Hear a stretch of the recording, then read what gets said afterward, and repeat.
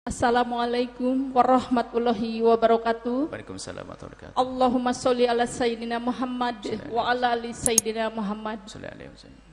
Kepada yang terhormat guru besar kita Buya Yahya, saya ingin bertanya, kalau ada muda-mudi yang menikah tapi udah berisi gitu Pak, itu hukumnya gimana? Ada orang yang bilang itu harus nikah lagi nanti kalau udah anaknya lahir. Nah ini kalau anaknya perempuan apa harus dengan wali hakim? Saya mohon penjelasannya dari Pak Guru besar kita. Wassalamualaikum warahmatullahi wabarakatuh. Waalaikumsalam warahmatullahi wabarakatuh. Terima kasih Ibu, insya Allah terima kasih telah datang. Berarti Ibu ini adalah santri baru ini kayaknya. Karena ini sudah ditanyakan berkali-kali, berarti Ibu ini baru ini. Ini sering ini ditanyakan berulang-ulang masalah ini, nggak apa-apa ya diulang ya, karena ini bertanya. Jadi yang terpenting Ibu, kalau ada kejadian seperti itu, sampai sudah 100 kali mungkin sudah ya. Karena selalu banyak kejadian zina sudah. Jadi sampai hampir setiap majelis kita sering ditanya ini. Termasuk Ibu yang tanya yang terakhir di bulan ini. Baik, nggak apa-apa, istiqomah insya Allah. Kalau orang baru istiqomah. Baik, kalau ada kejadian perzinaan, naudzubillah, Anda jangan bicara hukum dulu. Begitu mudahnya urusan hukum. Akan tapi bagaimana menghimbau agar pelaku zina itu adalah sadar terlebih dahulu, itu yang mahal.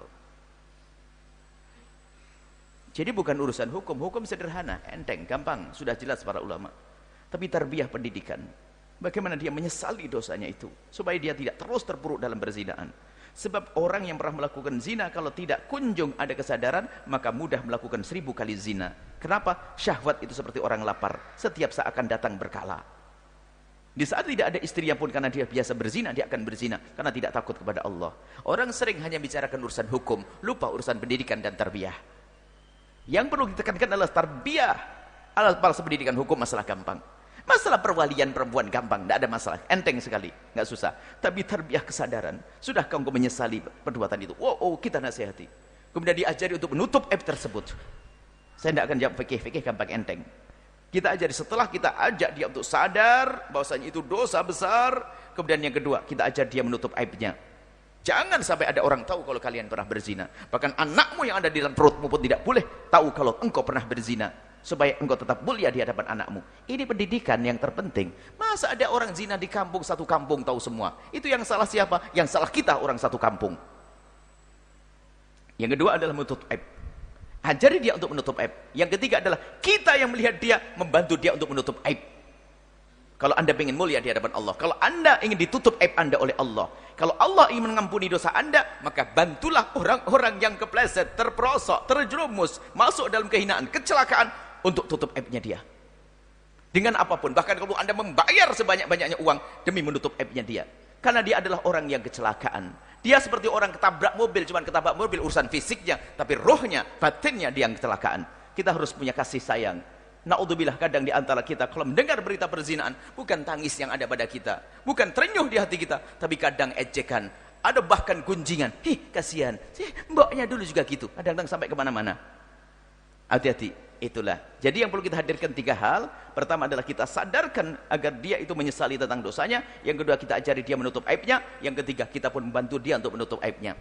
Bagaimana caranya? Yang namanya menutup aib ada cara tentunya. Yang penting bagaimana agar dia, anaknya, tetangganya, bahkan ibunya, bapaknya tidak tahu kalau dia berzina. Kenapa? Zina itu kalau sudah dibuka, aib yang akan nempel di jidat siapapun. Hina dan hina. Hanya manusia rendah yang bisa melakukan zina. Wanita mulia susah melakukan zina. Tapi Allah Maha Pengampun. Coba, Allah Maha Pengampun. Siapapun yang pernah kepleset dalam zina, memang itu adalah hina. Akan tapi tetap kembalilah kepada Allah. Allah Maha Pengampun. Kalau sudah Allah mengampuni seperti orang yang tidak pernah berzina. Akan tapi bekasnya itu yang akan lama. Kalau ada seorang anak punya bapak ibu mu'alaf, dia masih bangga. Kafir paling jeleknya kemaksiatan adalah kufur. Akan tapi kalau bapaknya mu'alaf masuk Islam, dia masih bisa berbangga bercerita, abahku mu'alaf masuk Islam. Tapi kalau seorang anak berkata, ibuku pernah berzina, berat. Maka kami himbau juga, kalau sudah urusan zina, saya ngomongnya panjang ini. Kalau kami sampaikan juga, urusan menghalalkan sebuah jalinan sangat mudah, nggak usah susah-susah. Ada pintu halal, kenapa masuk pintu haram? Ada pintu halal. Ini duduk di sini akan nikah, beres kok, halal di hadapan Allah. Ayo. Kenapa harus pakai melakukan yang haram? Makanya kami pun juga akan menjelaskan membuka pintu halal sangat mudah. Menikah sangat mudah dan harus dimudahkan. Itulah nasihat dulu yang penting. Kalau masalah hukum sederhana. Baru sekarang saya bicara hukum. Pernikahannya orang yang hamil, astagfirullah. Semoga Allah menjaganya kalau ada yang terjadi. Allah mengampuninya. Allah menutup aibnya. Dan semoga Allah menjadikan kita penutup-penutup aib. Kemudian masalah hukumnya, ibu yang solehah, sederhana. Orang sering hanya bicara hukumnya. Pernahkah di saat kita bertanya hukum melihat tetangga kita? Pernahkah kita menangisi tetangga kita? Itu yang terpenting. Kadang-kadang kita bicara hukumnya, hukum zahir saja. Sederhana. Hukumnya adalah dalam madhab kita Imam Syafi'i dan madhab Imam Malik, madhab Imam Abu Hanifah, bahwasanya menikahnya orang yang hamil adalah sah. Kalau nanti setelah melahirkan nggak harus menikah lagi, sah. Kalau menikah lagi malah terungkap, loh sudah nikah kenapa nikah lagi? Waktu saya nikah dulu hamil, membongkar aib, kebodohan. Yang kedua, hati-hati, makanya ilmu penting. Sudah selesai pernikahannya, sah. Menurut madhab siapa? Imam Syafi'i, Imam Malik, Imam Abu Hanifah. Memang Imam Ahmad, alim besar, mujtahid, mengatakan tidak sah. Tidak sah, karena menurut madhab Imam Ahmad bahasanya, kandungan adalah penghalang pernikahan. Sementara madhab jumhur mengatakan, yang kandungan menjadi penghalang pernikahan adalah kandungan yang ada bapaknya. Wa ulatul ahmali, orang yang punya kandungan itu, iddahnya ayyadu'na hamlahuna sampai melahirkan. Selagi belum melahirkan tidak bisa itu. Kalau selagi belum melahirkan tidak bisa nikah lagi, itu menurut madhab kita Imam Syafi'i dan jumhur, kalau memang ada suaminya. Kalau tidak suaminya, kalau tidak ada suaminya, pernikahannya adalah sah. Ini panjang ceritanya. Kemudian di saat sah, bagaimana? Apakah anaknya nisbatnya sambung ke dia atau tidak? Ini panjang. Ini anaknya. Kemudian anaknya perempuan. Anggap saja anaknya perempuan dan tidak nisbat. Misalnya setelah dinikahi baru 2 bulan lahir. Berarti jelas anaknya tidak bisa dinisbatkan kepada suaminya yang melahir, yang menikahinya, bapaknya. 3 bulan lahir. Maka ketahuilah, perempuan tersebut tidak bisa dinisbatkan kepada sang bapaknya. Kenapa? Dinikahi baru 3 bulan lahir. Lalu bagaimana ini perempuan mau nikah lagi? Enteng, nggak usah susah. Ada namanya tahkim atau hakim nanti. Cuma disembunyikan. Hakim yang bijak akan mengerti. Ibu, bapaknya walinya di mana? Karena dia seorang wanita yang dia diam. Kalau sudah ada diam, paham. Mungkin diajak bisik 4 mata. Ibu gimana? Nangis dia mungkin nyesel. Bapak, saya ini tidak ada walinya. Karena saya dengan zina atau bagaimana? Oh selesai, hakim diam, nggak usah bilang ini anak zina, bukan gitu. Atau seorang kiai cukup datang kiai, diam, selesai. Mana suamimu? Mana? Selesai dengan tahkim, beres, nggak susah. Datang ke kiai, mana walinya? Ribut mengatakan walinya bagaimana? Anda tidak sadar. Waktu Anda bertanya walinya di mana? Anda memberikan informasi satu kampung kalau dia berzina. Hati-hati. Maka ilmu penting. Makanya kami himbau kepada semuanya. Jika Anda mendengar orang, bukan Anda insya Allah, amin. Kalau Anda mendengar permasalahan itu, segera bawa ke tempat orang alim yang bijak. Alim dok nggak cukup.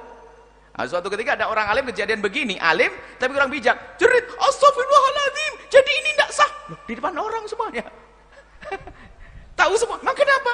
Ini bukan bapaknya rupanya. Lah, jadi tahu, terus bapaknya siapa? Harus orang alim yang bijak, dia menyelesaikan masalah. Kan ditarik pelan-pelan, diselesaikan permasalahan. Khususnya bab zina, ini ada fikih khusus. Na'udzubillah. Kenapa? Fikih khusus dalam zina, penekannya adalah dalam urusan menutup aib. Dan ketahuilah zina adalah hina. Semoga Allah menjauhkan kita dari zina, menjauhkan anak-anak kita dari zina, dan semoga Allah buka pintu halal, mencukupkan kita dengan halal dari kita. Selesai ibu, jika ada kejadian yang sesungguhnya tidak akan di mimbar menyelesaikan masalah, ibu bawa ke tempat, nanti kita obrolkan. Wanita satu laki-laki ngobrol kalau orang tersebut. Kalau di mimbar nggak akan selesai. Anda pun mungkin bisa menangkap dari yang kami sampaikan, mungkin 99 Anda tangkap, 90 Anda tangkap, 80 Anda tangkap, 60 atau bahkan ada yang salah paham. Jadi kalau memang ada kejadian yang sesungguhnya, segera bawa. Jangan ditanyakan kepada yang bukan ahlinya, nanti malah dibongkar aibnya. Itu saja insya Allah. Semoga Allah menjauhkan kita dari zina. Allah mengampuni semuanya.